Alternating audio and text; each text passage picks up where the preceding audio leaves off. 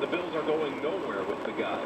And as much as it might not sound like this, many times I am reluctant to just blurt that out. Mostly because it was only 2 years ago.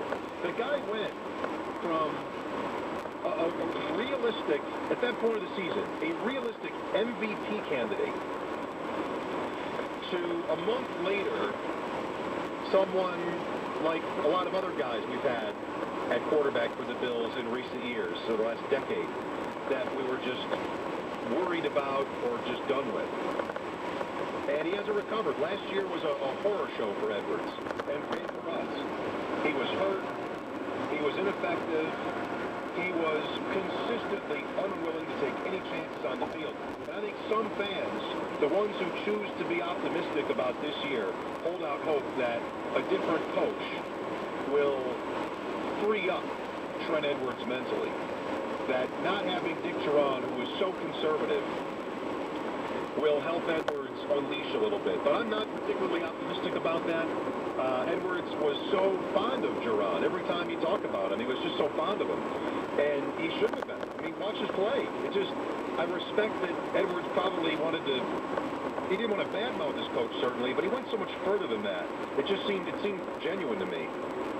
Not being personally close enough to either guy to really know, but it just seemed genuine to me. So that makes me, that's part of what makes me less optimistic that Chan Gailey turns Trent Edwards into the guy from those first few games. Now, here's another part of this conversation. Those first few games, as much as we all love the Bills, not every Bills fan was so impressed. Peter King was calling him the MVP of the league after 4 games. 4-0. But I talk to you guys every day. And people not only felt compelled, felt that Edwards was not yet worthy of any kind of praise like that. They were so compelled to think that they were calling in to say it. Like, that's just one of the confusing things about this job. Why do people who love a team so quickly want to publicly rip them? Like, sometimes that's weird for me, but that was happening. The Bills were 4-0 2 years ago and 5-1. And a lot of fans did not believe in Trent Edwards, whether that was because of JP or whatever reason. What I'm here to do today is try to figure out what you think happened to the guy. And here's one way to spin that.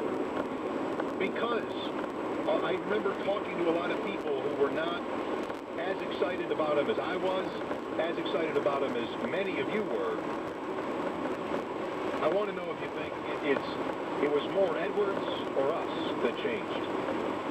Like, if you didn't think he was as good as other people 2 years ago, then you'd sooner today be saying, look, I never thought we had a gold mine here with Edwards.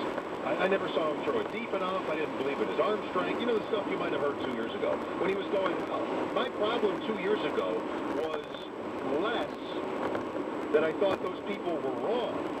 That it was, I just didn't believe in calling in to say it when, for one of the rare times in the last decade, we had a Bills scene that wasn't just so depressing. Like, I just didn't get the motivation for calling in to put him down. Today, you know where everybody is. Today, not everybody, but most people think that Edwards, he just can't do it. And I just take you back to October of 2008, which is not October of 2005. You know, when Drew Bledsoe was the quarterback of the Bills, we could look back. I mean, he was more, he wasn't a guy that went 3 years without a 300-yard game like, Trent has done. But even as prolific as he was on occasion, with Bledsoe, you'd go back to, you might. I'm not sure this is actually right as I start to say it. You could go back farther in his career and point to examples of when he was good. With Edwards, the point I set out to make, with Edwards, you don't have to do that. You don't have to go back to 7 years ago. You have to go back to not even 2 years ago. But how good was he in those games? Seattle, Jacksonville, Oakland, St. Louis Rams. The Bills were a team through those 4 wins, especially the last 3 of them, or even the last 2 of them, the Raider game and the Ram game, where they were not really impressive start to finish, and it was something that when they started to lose, they started to play in their division, they got out of the NFC West. When they started to lose, it was that was commonly said, like, look, those games early in the season, that Raider game, that Ram game, that should have been cause for concern, not celebration. 803-0550 is the phone number. What do you think happened with Trent? Was he never good enough? Was it that hit in Arizona? Do you think he'll find it? There are so many ways to go. I just don't hear anybody anymore sticking up for him. And I'm not so bent on doing it.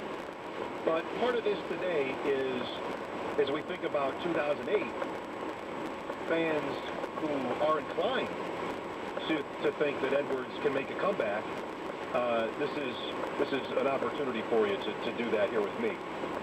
803-0550, 1-888-550-2550. How come, if as many people say, that Adrian Wilson hit derailed his career, that he was so good 2 weeks later? I mean, he was great. Lines are open. I want to know what Bills fans think the story is on Trent. Like, what happened to the guy? Maybe it was you.